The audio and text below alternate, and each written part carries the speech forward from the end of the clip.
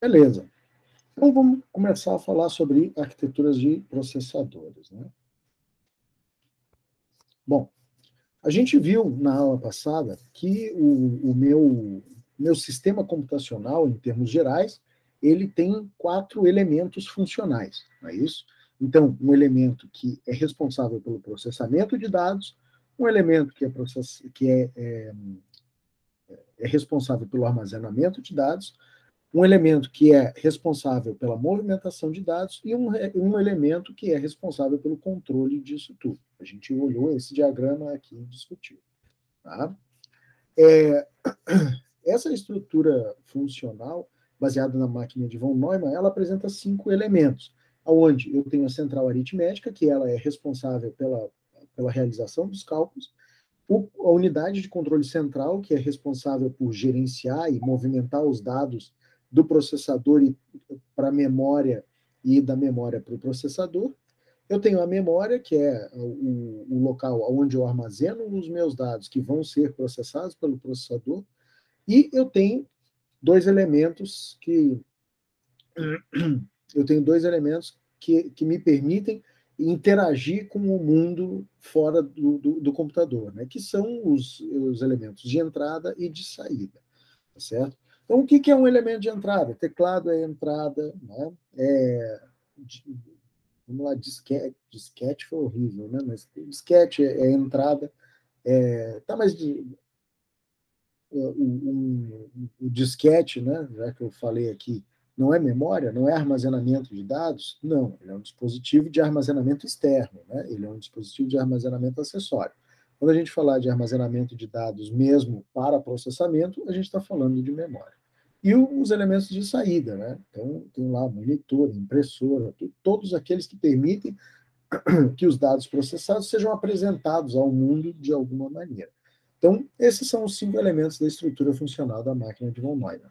Nós vimos lá que o IAS, que foi o primeiro computador que contemplou a implementação da máquina de von Neumann, ele tinha um conjunto de 21 instruções, dividido em 5 grupos. Esses grupos eram de transferência de dados, desvio incondicional, condicional, né, operações aritméticas e modificação de endereço.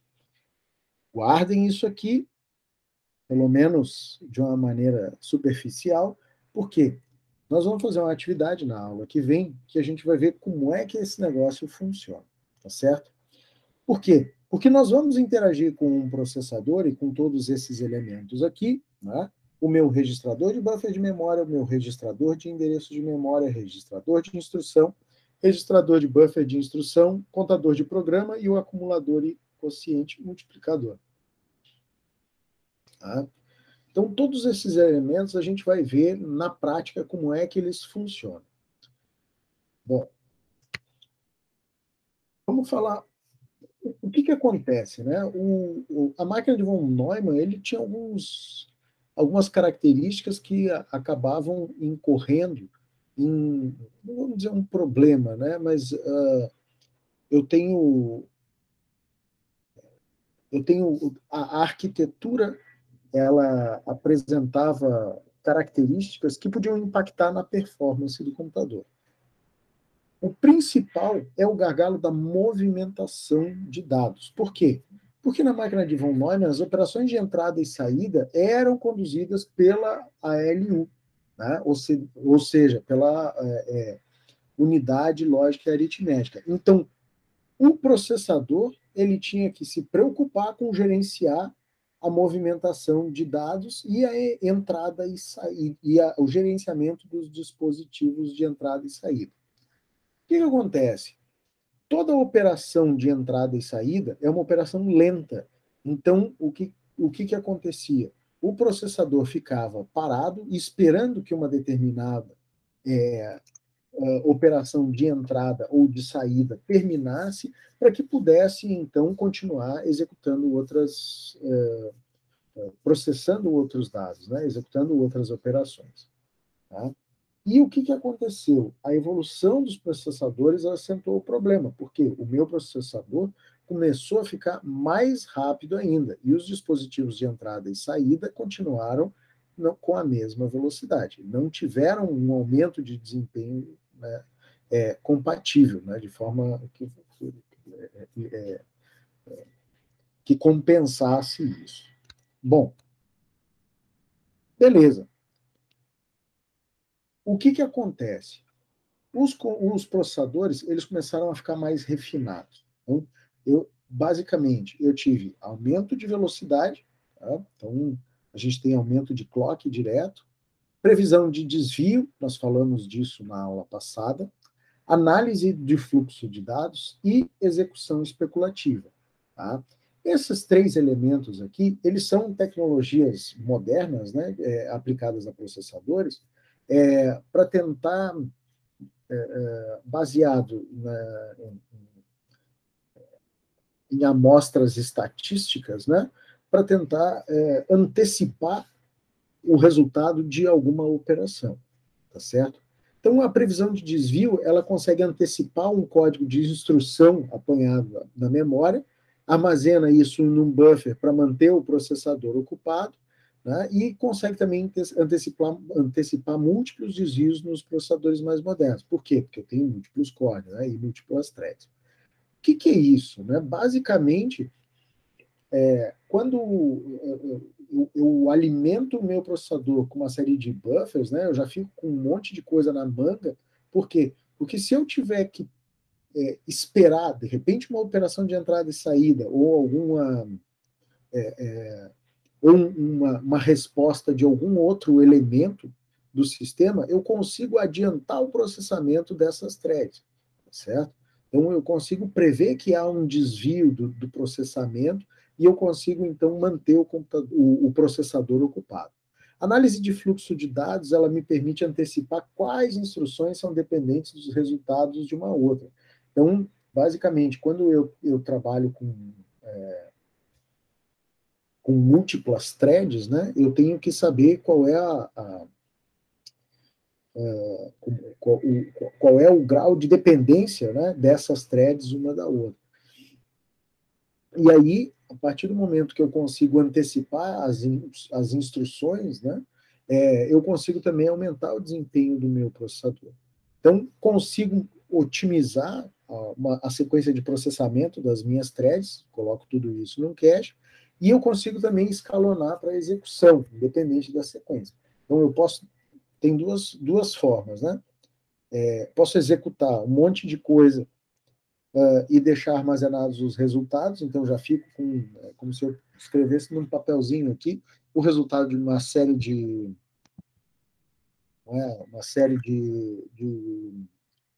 operações complexas, e a hora que eu precisar utilizar, elas já estão executadas. Né? E eu também consigo, a partir do momento que eu consigo analisar o fluxo de dados, o meu processador ele consegue organizar as threads de forma a processar de maneira com melhor desempenho todas as demandas, tá certo? E a execução especulativa é um negócio muito maluco. Por quê? Porque ele se baseia na previsão de desvio e análise de fluxo, ou seja, ele pega um monte de informação estatística e começa a chutar. Eu acho que vão usar aqui o resultado de 2 mais 2. Então, ele já executa e deixa o resultado de canto. Se precisar, ele já tem ele não perde um ciclo de processamento. Tá? Então, execução especulativa é negócio um recurso bastante avançado, né, do processador. Bom, no final das contas, a gente tem que pensar no processador como algo que é essencial para o funcionamento do computador, só que ele também precisa ser bem colocado numa arquitetura, tá? Para melhorar o desempenho da máquina. Tá bem? Então, vamos lá. Quando a gente fala de desempenho de processador, tem uma série de itens que precisam ser levados em conta. A gente já conversou na aula passada que assim, o que tem mais desempenho, né? Um um i5 ou um i7, né, que era o exemplo que a gente tinha utilizado. O i7. Por quê? Porque ele é mais rápido? Às vezes não. Às vezes o clock do processador ele é menor. Né? Então, a quantidade de ciclos por segundo que a energia faz dentro desse processador, ela é menor do que o outro. Mas o que acontece? Como eu tenho acesso a operações mais complexas, né, com um único ciclo, eu acabo ganhando desempenho. Beleza? Então, o desempenho do processador ele é resultado de uma série de fatores, que não é só a velocidade. A velocidade é um deles, né? Mas eu tenho que levar em conta o aumento de largura de barramento e acesso à memória. O que é o barramento? Né? A gente vai falar especificamente de barramento, mas imaginem o seguinte: nós estamos falando de processador, a gente está falando de memória, a gente está falando de central, da unidade de controle, tá? E a gente está falando de dispositivos de entrada e saída. Como é que esses caras interagem? Eu tenho um conjunto de fiozinhos, tá, que interligam esses elementos. E dependendo da capacidade de transmissão de dados nesses fiozinhos entre um elemento e outro, eu consigo entregar mais desempenho. Então, se eu consigo trafegar mais dados num único ciclo, eu tenho, então, um desempenho melhor, tá certo? Então, esses fiozinhos que interconectam todos os elementos são chamado de barramento. E a gente vai falar bastante dele, do barramento. Né? O barramento é bastante importante, porque às vezes não adianta eu ter um excelente processador se o meu barramento, às vezes, não suporta um throughput, né? uma velocidade de transferência razoável para justificar o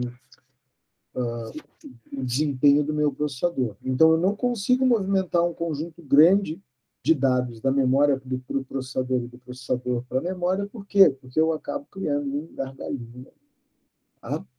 Então, eu preciso aumentar a largura de barramento e acesso à memória, eu tenho que conseguir transferir um conjunto grande de dados, né, em um único ciclo. Eu tenho ajustes que a gente faz na interface com a memória usando cache ou buffering. A gente viu na aula passada, eu mostrei para vocês a imagem do processador, né, e o cache. O cache ele também é memória, mas ela é uma memória que está próxima da central de processamento, né, da unidade de lógica aritmética. Quanto mais próxima da unidade de lógica aritmética, mais rápido é o acesso a essa memória, mas maior é o custo por mega, né, o custo por unidade de armazenamento.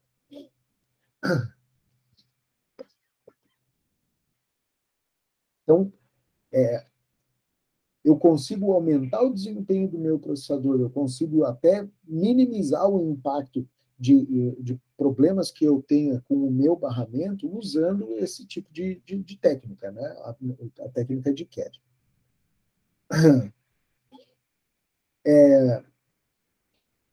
Também, também, a utilização de cache, eu diminuo a quantidade de acessos à memória. Por quê? Porque todas as informações que eu preciso para poder executar um conjunto significativo de instruções, eu já armazeno na minha cache. Tá? Eu já armazeno na minha cache e já fico com esses dados já dentro do meu processador. E também eu tenho o aumento de largura de banda de interconexão entre processadores e memória com hierarquia de barramento. Então, é comum em sistemas mais modernos eu ter vários barramentos, né, organizados de forma hierárquica. Então, o que eu faço? Eu tenho um barramento que me permite o acesso em paralelo à memória. Vocês já ouviram falar de DMA, né, que é o Direct Memory Access. Ele é um barramento paralelo que permite a interação entre memória e processador, sem ocupar o resto do barramento principal da máquina. Bom, com isso, vamos falar um pouco dos componentes do computador, né? E vamos começar falando do... Só um minuto.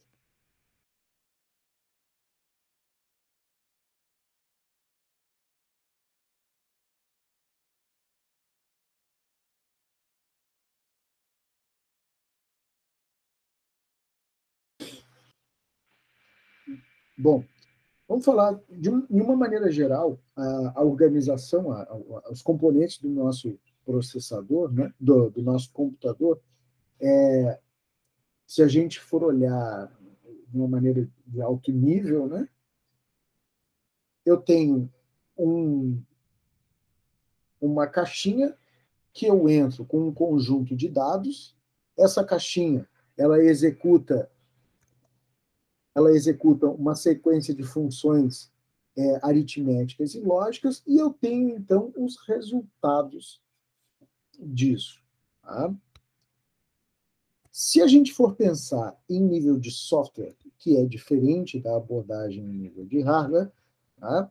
O que eu tenho? Eu tenho uma caixinha que executa as funções aritméticas e lógicas, tá?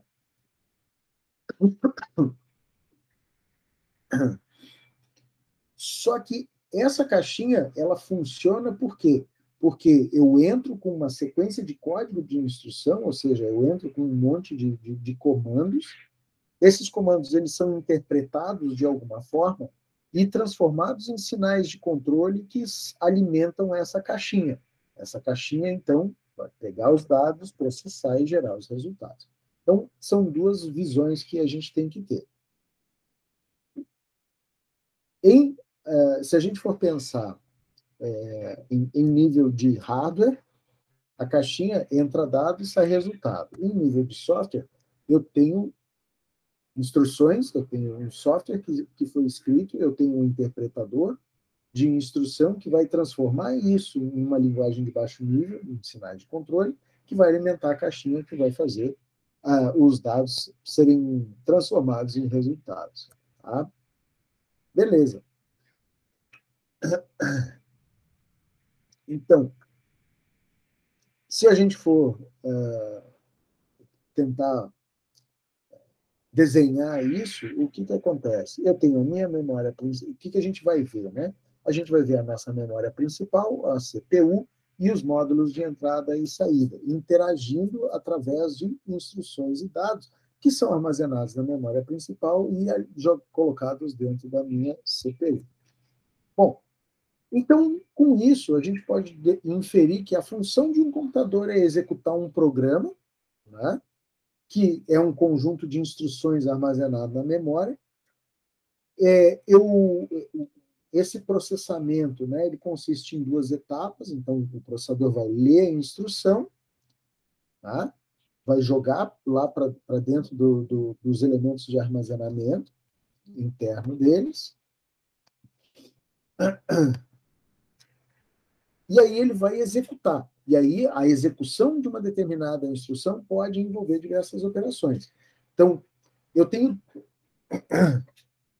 dois ciclos, né, de instrução. Eu tenho o ciclo de busca e o ciclo de execução. Então, o ciclo de busca vai na posição de memória, né, pega a instrução, pega, procura o dado e a instrução, joga para dentro do processador, e aí eu tenho um ciclo de execução. Tá? E depois, no término, eu tenho... desculpa. E para esses ciclos, eles só vão se encerrar, ou o encerramento da execução de um determinado programa pode acontecer por três motivos. Tá? Ou por desligamento do sistema, ou por um erro irrecuperável, ou por uma instrução específica. Não entendi, professor. Quer dizer o seguinte, para eu executar um programa, tá? Vocês aí que estão fazendo análise de desenvolvimento de sistema estão trabalhando com isso.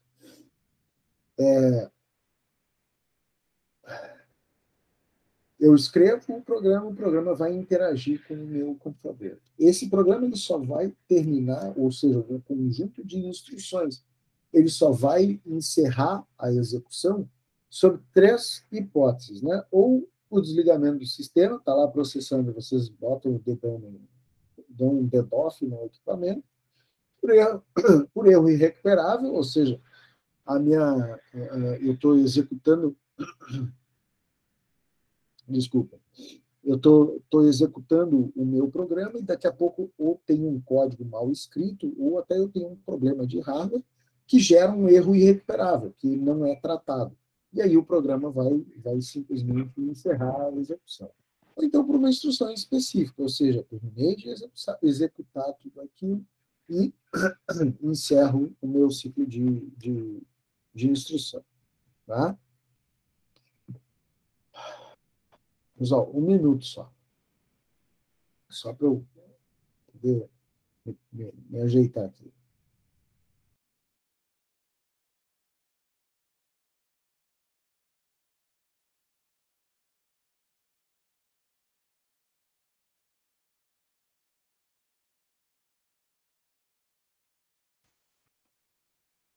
Vamos lá. Bom, dentro desse ciclo de busca e execução, né, a gente vai ter aqui que o contador de programa, que é o PC, ele vai manter a posição de memória essa lida. Então, ele vai apontar, entendeu? Para um determinado ponto do meu programa. Tá? O programa iniciou aqui, vai buscar a próxima instrução.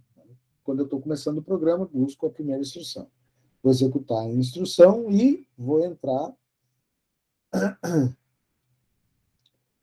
vou passar do ciclo de execução e vou voltar para o ciclo de busca. E vou fazendo. Próxima instrução, executa. Próxima instrução, executa. Até que eu encerre o meu programa. Que eu não tenha mais nenhuma instrução a ser buscada. Né? O contador de programa ele é autoincrementável. A partir do momento que para cada instrução que ele executa, ele conta um ponto. Então, eu sei quantas instruções foram executadas. Tá? Isso se não tiver nenhuma solicitação diferente. Então, eu posso também modificar o contador artificialmente. Tá? A instrução ela vai ser carregada num elemento que a gente chama de IR, que é o registrador de instrução, ou instruction register. Tá? E o processador ele interpreta a instrução e vai executar uma ação. Essa ação pode ser relativa à entrada e saída de dados, né? Busca de dados na memória ou escrita de dados na memória, né? A interação entre processador e memória, interação entre processador e dispositivos de entrada e saída, processamento de dados mesmo, ou seja, um cálculo em cima daqueles dados, ou então uma ação de controle.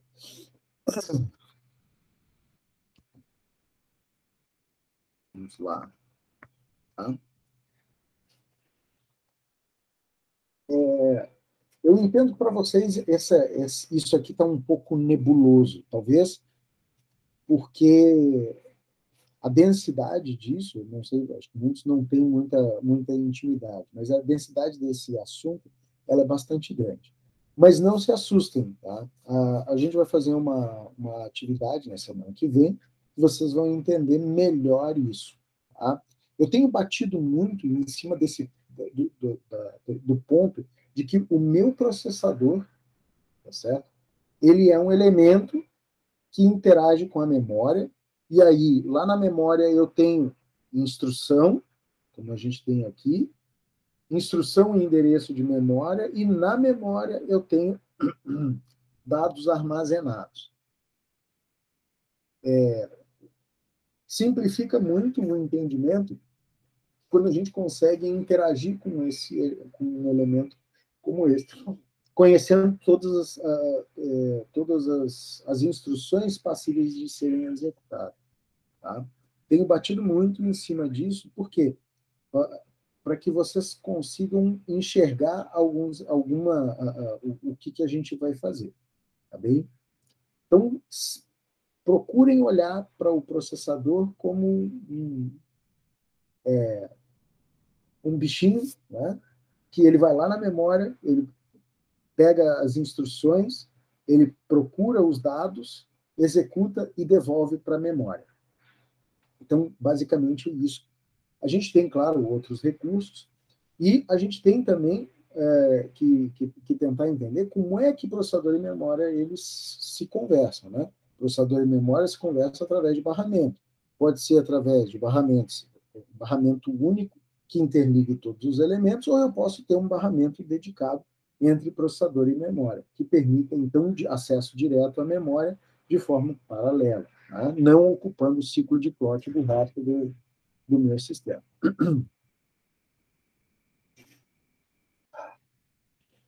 Bom,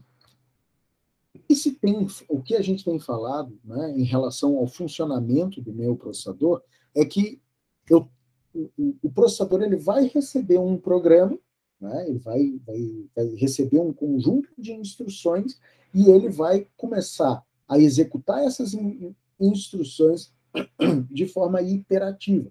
Então, para cada ciclo, né, para cada conjunto de instruções e de dados, eu vou ter o que a gente chama de o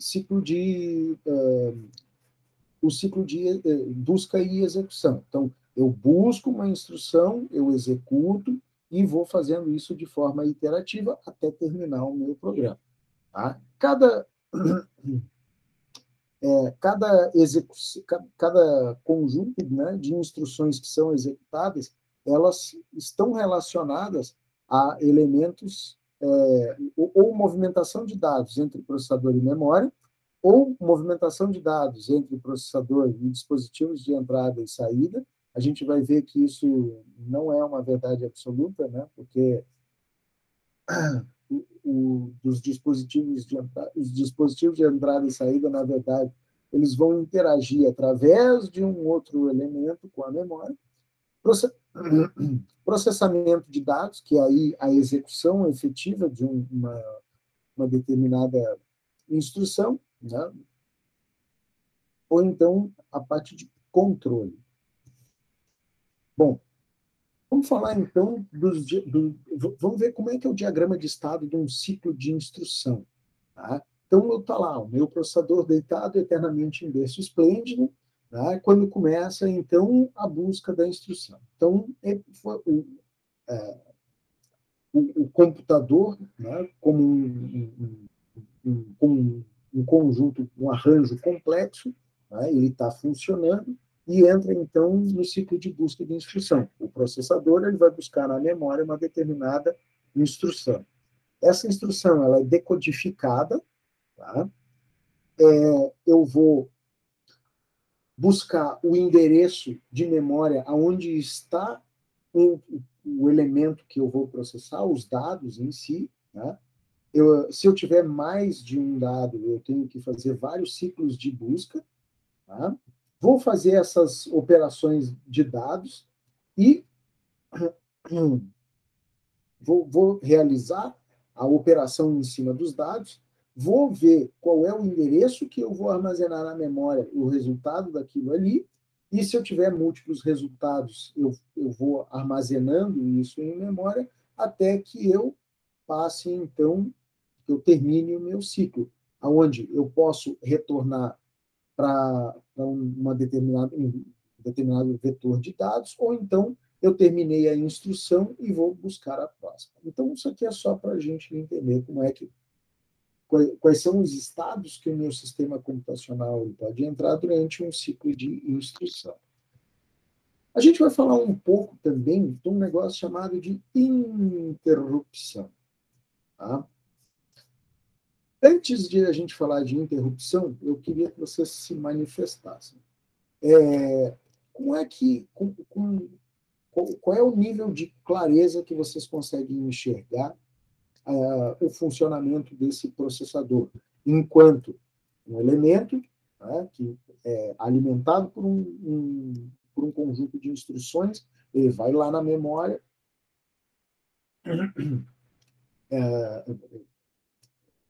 um conjunto de instruções que está armazenado na memória, ele vai lá na memória, pega essas instruções elas precisam de dados para interagir, e o processador vai lá, busca os dados, executa o conjunto de instruções que precisa para processar aquilo ali e vai devolver para a memória.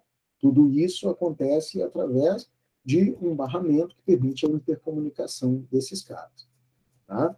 E o meu programa ele é uma sequência, né, de instruções, ou seja, vou lá, leio a instrução, a posição da memória, busco os dados, executo o que eu preciso e devolvo. Ficou claro isso para vocês? Sim. Sim. Tranquilo para todos? Pessoal, tranquilo, senhor. Beleza. Ok.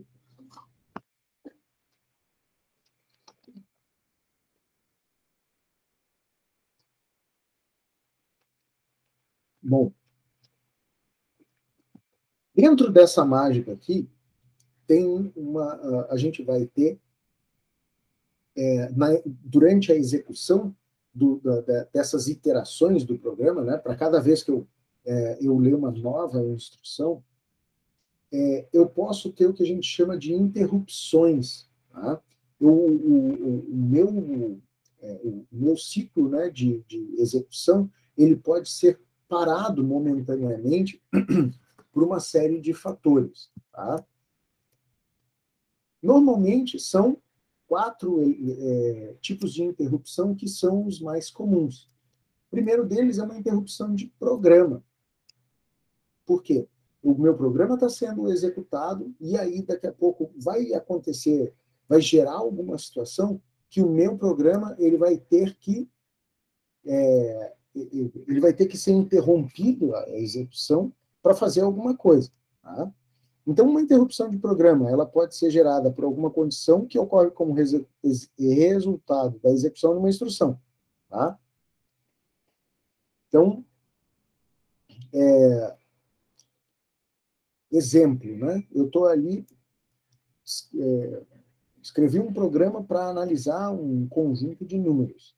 E aí eu estou procurando lá nos resultados dos números o número 2. Se não tiver o número 2 dentro de algum resultado, eu não tenho mais nada o que fazer e eu interrompo a execução do programa, dizendo, ó, tá? A condição ela é inválida, então eu não vou continuar, interrompi o programa. Mas também pode ser resultado de um overflow aritmético. Daqui a pouco eu posso ter uma interrupção que ela é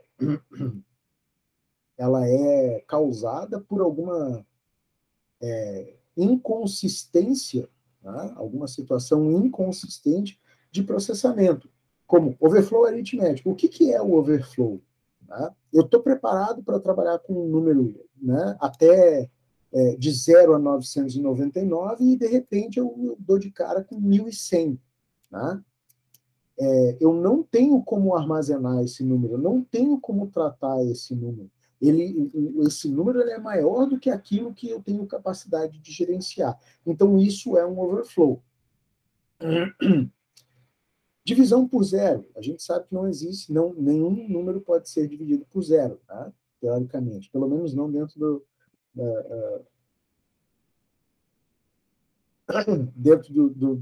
do conjunto de números reais. Né?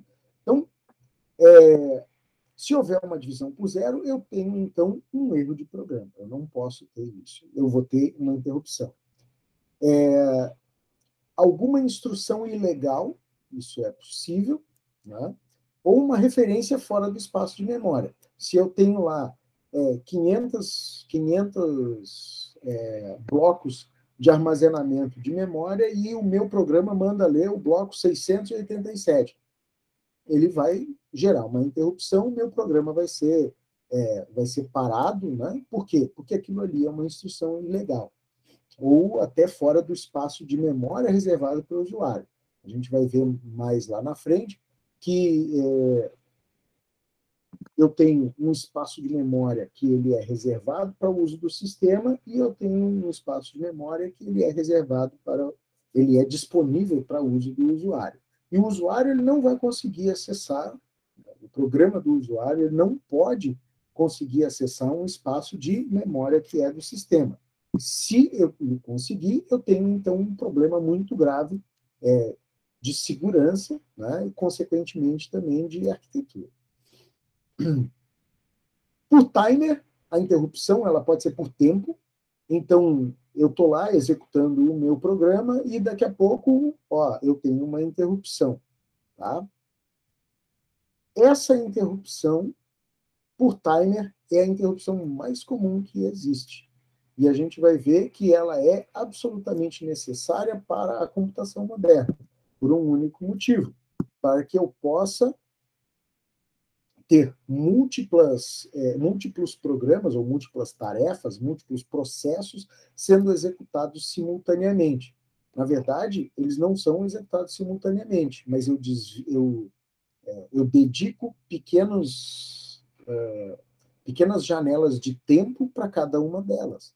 Tá? Então, olha, filhão, você vai agora, sua vez, vai lá, você vai ser executado por 10 segundos. Então, executou 10 segundos, acabou o tempo do timer, parou, espera ali, daqui a pouco eu te dou mais uns ciclos de processamento. Interrupções que são geradas por entrada e saída, então, quando eu preciso ler dados, por exemplo, de disco, né? Então, dados que estão armazenados no meu HD, eles precisam ser carregados para a memória. Então, a minha execução ela vai parar, eu vou fazer a leitura naquele dispositivo, aquilo ali vai ser carregado para a memória e depois eu vou, então, conseguir continuar o processamento. Ou eu tenho interrupções por falha de hardware, e aí isso é um problema. Se eu tiver erro de paridade de memória, né, se eu tiver algum problema físico no equipamento, eu vou ter interrupção da execução do meu programa. Beleza? Bom,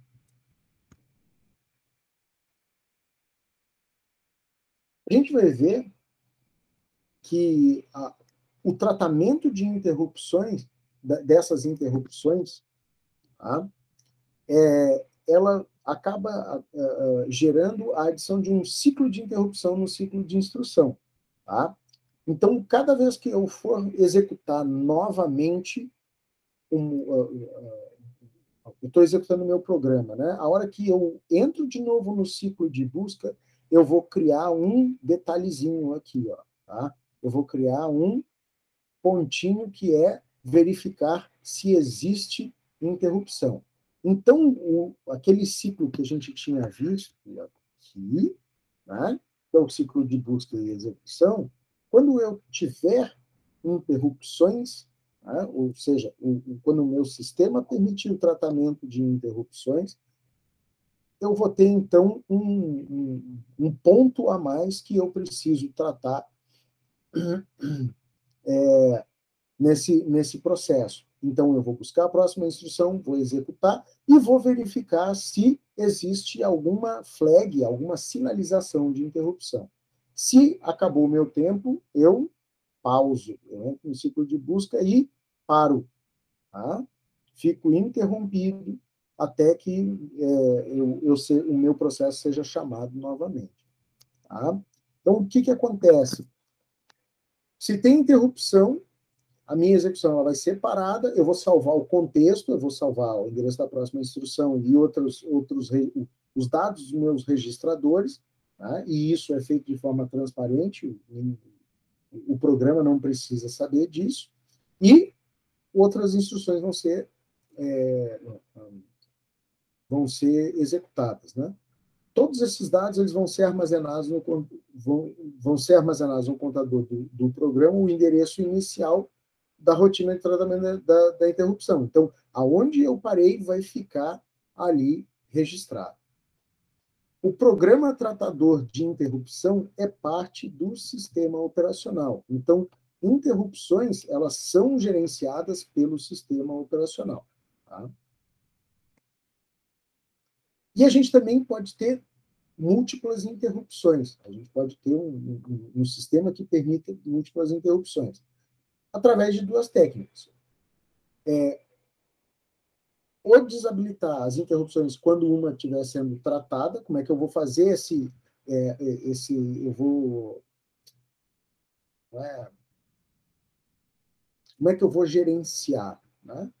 Então, vamos lá. Eu tenho timer e eu tenho entrada e saída. Se eu chegar numa condição que o meu programa ele caia nas duas interrupções, eu tenho o meu sistema ele tem que tratar isso para que eu não tenha problema. Então, eu tenho duas técnicas que são muito comuns. A primeira é desabilitar interrupções quando uma estiver sendo tratada. Por isso que muitas vezes a máquina pendura fazendo entrada e saída. Vocês que tiveram a oportunidade de lidar com equipamentos mais antigos, que precisavam fazer, por exemplo, leitura de CD ou então leitura de disquete, já viram um programa pendurar quando estavam fazendo uma leitura dessa, né? Quando estavam fazendo leitura ou escrita num dispositivo desses. Por quê? Provavelmente a máquina entrou num estado, teve algum erro, né? Quando estava fazendo uma operação dessa, e houve uma segunda interrupção. O sistema não conseguiu tratar, principalmente sistemas operacionais mais antigos. Ou então eu defino prioridades de interrupção, né? Que aí eu vou tratar as interrupções com menor prioridade. Eu interrompo o tratamento das interrupções com menor prioridade. A gente vai ver isso aí. Bom, é o seguinte, pessoal. Na próxima aula, nós vamos fazer uma atividade, tá? Que é essa atividade que eu separei aqui para vocês. Vocês vão fazer o download do programa e a gente vai fazer um negocinho bem interessante para tentar entender como é que funciona esse negócio. Tá bem? Eu vou encerrar nossa aula por aqui. O pessoal que chegou depois, eu tenho uma formatura que eu preciso participar, tá certo? E aí, na semana que vem, a gente desenvolve a atividade, beleza? Tranquilo? Dúvidas? Beleza, professor.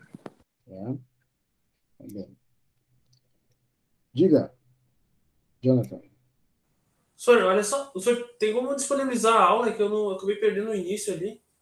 Não sei se o senhor vai postar. Sim, senhor.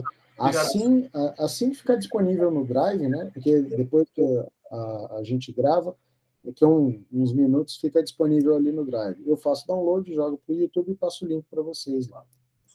Obrigado, senhor. Tá bem? Beleza. Vou interromper a gravação. E aí, pessoal, mais alguma coisa? Podemos